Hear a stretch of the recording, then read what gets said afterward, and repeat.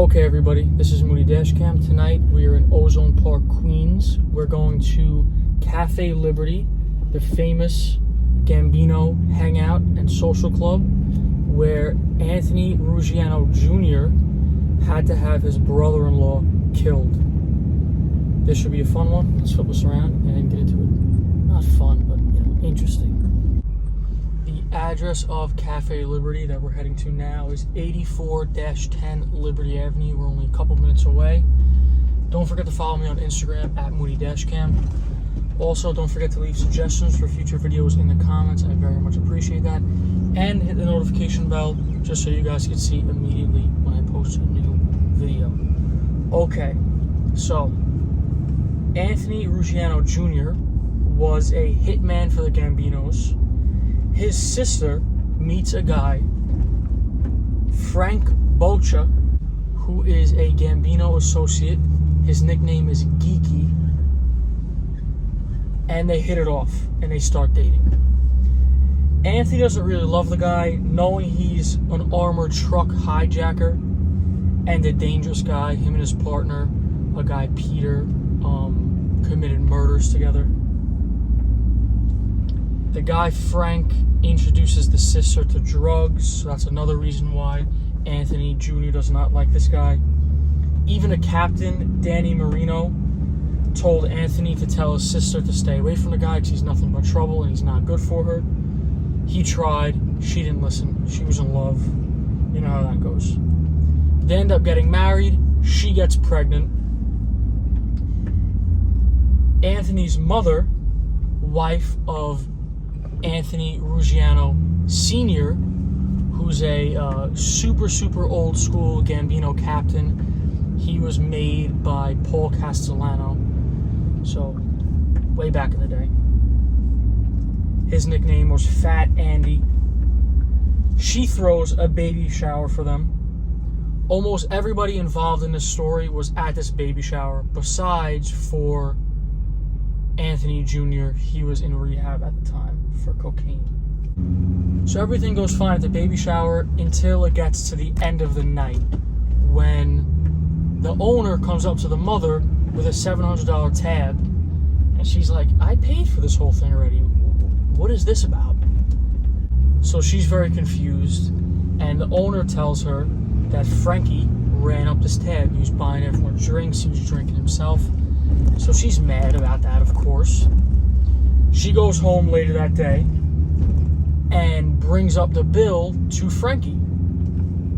He loses his mind and he starts beating on her, choking her. He throws her to the ground. My headlights weren't on that whole time. Jesus Christ, guys. You gotta warn me about that. I could have got pulled over. This is dangerous stuff here. Someone could have killed me out on this road.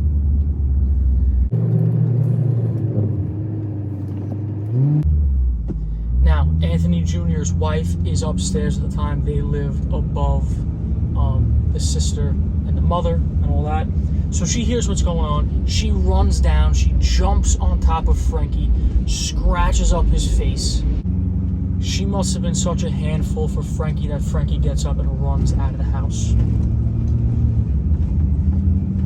Now, Anthony Jr. gets out of rehab for cocaine, like I said. He calls up Tony Lee. The guy's real name is Anthony Guerrieri. If you pronounce that in Italian, there's a lot of rolled R's in there. I'm not going to go put on the show for you guys. He's a Gambino captain, and he was like Fat Andy's right-hand man. Anthony Jr.'s father's right-hand man. And Anthony Jr. says, what are we going to do? So, of course, Tony Lee says, we're going to kill him. Now, the right way to go about a murder in the mafia is you have to get permission from people.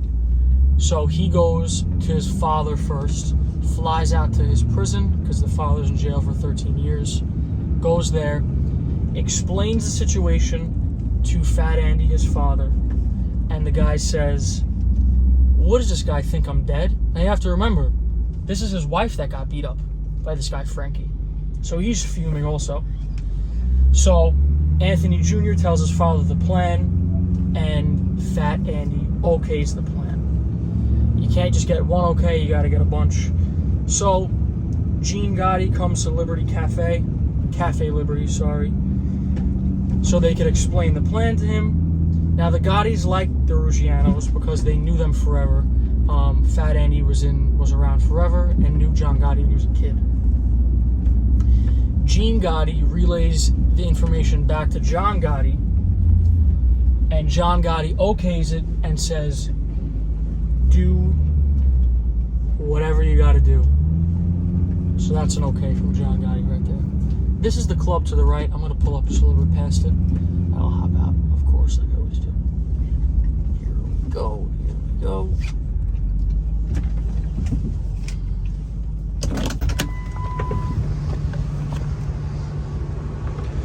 Alright, let's get a good look at the truck since we're here.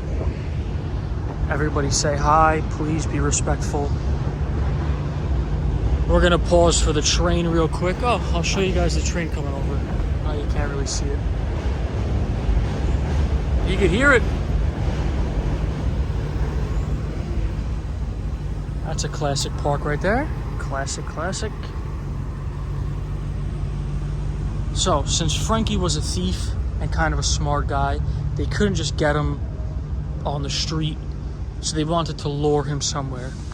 And knowing that he beat up this guy's mother, it wasn't going to be, it had to be well thought out.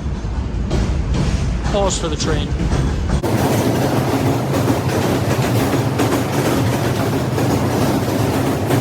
As I was saying, it had to be well thought out. Now this is Cafe Liberty. I'll show you a picture of two gangsters sitting out front. It actually ended up closing in 2012. And, oh look, that's me right there. And Anthony Ruggiano Sr., Fat Andy, was the one who started this club with Tony Lee. So this is the guy's father's club. So the way they get him to Cafe Liberty is by saying Tony Lee had a score for him. That they had a drug house in South Ozone Park with lots of money in it for them to hit. So they lure him to this club under the fact that they're going to discuss this score. I mean, look at the outfit also. I don't play around for you guys. Come on, we're gonna get it close. Look at the shoe, it's a brand new shoe. Put some respect on it, you know? Anthony Jr. picks up Frankie. This is his sister's husband. So he's about to kill his sister's husband, his brother-in-law right now. So they get there to talk about this score. They go into the garden out back. Apparently there was a garden out back. I don't really see where there'd be a garden back there. You can see over that fence maybe. I'm not sure. But Tony Lee gives Frankie some fresh tomatoes in a bag, and then they're all walking back. Tony Lee grabs Frankie's arm like they're gonna talk a little bit more about the score after Anthony Jr. leaves. As Anthony Jr. walks back inside, he gives Skinny Dom Pizzonia a little bit of a nod. Dom grabs a pistol and he shoots him in the body, and then shoots him 4 more times, runs back in, tells Anthony, this fucking guy don't want to die, reloads, goes back, and finishes him off. So he loads him with a bunch of bullets. Anthony Jr. leaves, the body sits there overnight. Later on, the sister calls him saying that Frankie never came home, and he's got to play it off like he doesn't know why. Of course he knows why. He's the reason why. All right, we have a lady watching me. Do you see? See right there? See the door open with the cigarette in the hand? She's having a fun time, thinking she's busting me. All right, back into the truck to finish the story off. I promise, guys, I'm gonna get this exhaust fixed. Do you hear that? I'm getting it fixed. The muffler's right here.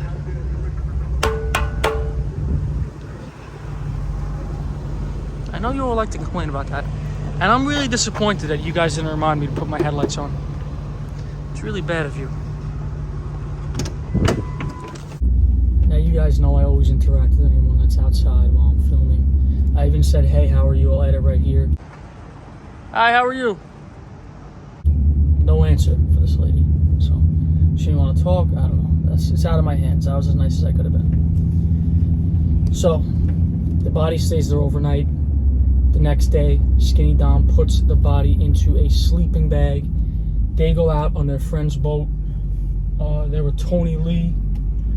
They go out into the Atlantic Ocean on his fishing boat, and they fill the sleeping bag up with bricks and rocks and all that stuff. Tony Lee stabs both lungs and cuts the stomach open, so there's no air and no gases build up, so the body floats. They zip up the sleeping bag, tie it up, and dump it over the side. The body was never recovered. This happened in June of 1988. Anthony Jr. was not charged with this until 2005. So, you can't say it's a successful murder because they did end up getting caught. But I believe they only got caught because people cooperated. So, that's pretty much everything I have to tell you about the story of this guy killing his brother-in-law. He actually said in the interview, most of the stuff that I got is from the interview that he did on Vlad TV, Anthony Ruggiano Jr. So if you want to go check out that interview, go for it. It's pretty good. He said that he actually confessed to his mother and his sister when he decided to cooperate. He said, I want to stop at their house, and he told them everything, that he was the one who killed them, which he suspected, that they suspected that he was the one, but he gave them confirmation. They flipped. The mother just shook their head, and the sister flipped out at him, which of course she should. He killed the husband, you know, what the fuck. And they had a kid, so that was his niece's father that he killed. Terrible situation, either way. Hope you guys enjoyed. See you in the next one.